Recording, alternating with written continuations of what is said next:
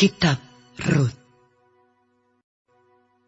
Pada zaman para hakim memerintah, ada kelaparan di tanah Israel.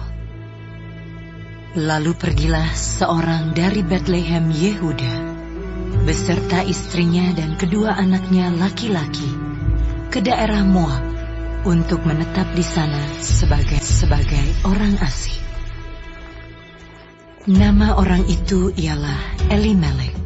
Nama istrinya Naomi, dan nama kedua anaknya Mahlon dan Kilion. Semuanya orang-orang Efrata dari Betlehem Yehuda. Setelah sampai ke daerah Moab, diamlah mereka di sana. Kemudian matilah Elimelek, suami Naomi, sehingga perempuan itu tertinggal dengan kedua anaknya. Keduanya mengambil perempuan Moab. Yang pertama bernama Orpa, yang kedua bernama Rut. Dan mereka diam di situ kira-kira 10 tahun lamanya. Lalu matilah juga keduanya, yakni Mahlon dan Kilion, sehingga perempuan itu kehilangan kedua anaknya dan suaminya. Kemudian berkemaslah ia dengan kedua menantunya, dan ia pulang dari daerah Moab, sebab di daerah Moab ia mendengar bahwa Tuhan telah mematnya dan memberikan makanan kepada mereka. Maka berangkatlah ia dari tempat tinggalnya itu bersama-sama dengan kedua menantunya.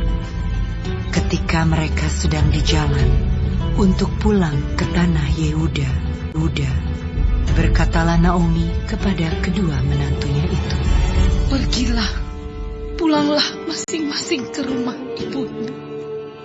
Tuhan kiranya menunjukkan kasih-Nya kepadamu, seperti yang kamu tunjukkan kepada orang-orang yang telah mati itu dan kepadaku. Kiranya atas karunia Tuhan, kamu mendapat tempat perlindungan masing-masing di rumah suaminya." Lalu diciumnyalah mereka, tetapi mereka menangis dengan suara keras dan berkata, "Tidak, kami ikut dengan engkau pulang kepada bangsamu." Tetapi Naomi berkata, "Pulanglah anak-anakku. Mengapakah kamu turut dengan aku? Bukankah tidak akan ada lagi anak laki-laki yang kulahirkan untuk dijadikan suamimu nanti? Pulanglah anak-anakku, pergilah, sebab sudah terlalu tua aku untuk bersuami.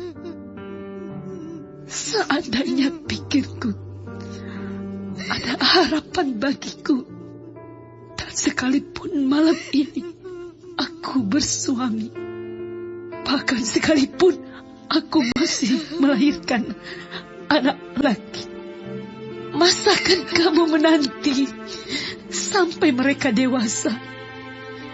Masakan karena itu kamu harus menahan diri dan tidak bersuami? Janganlah kiranya demikian, anak-anakku.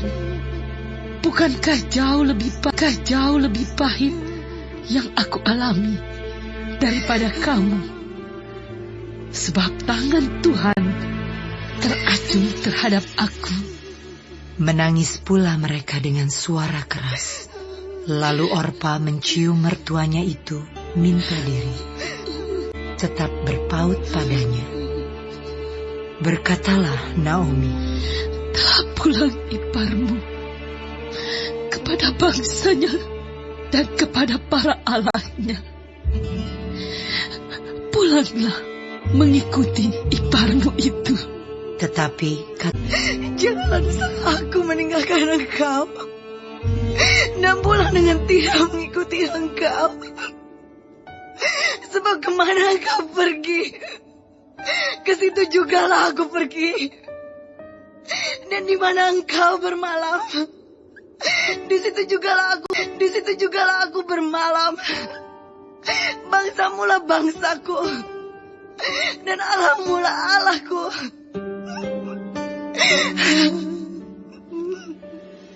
Di mana engkau mati, aku pun mati di sana. Dan di sanalah aku dikubur. Beginilah kiranya Tuhan menghukum aku. Bahkan lebih lagi daripada itu, jikalau sesuatu apapun memisahkan aku dari engkau, selain daripada maut.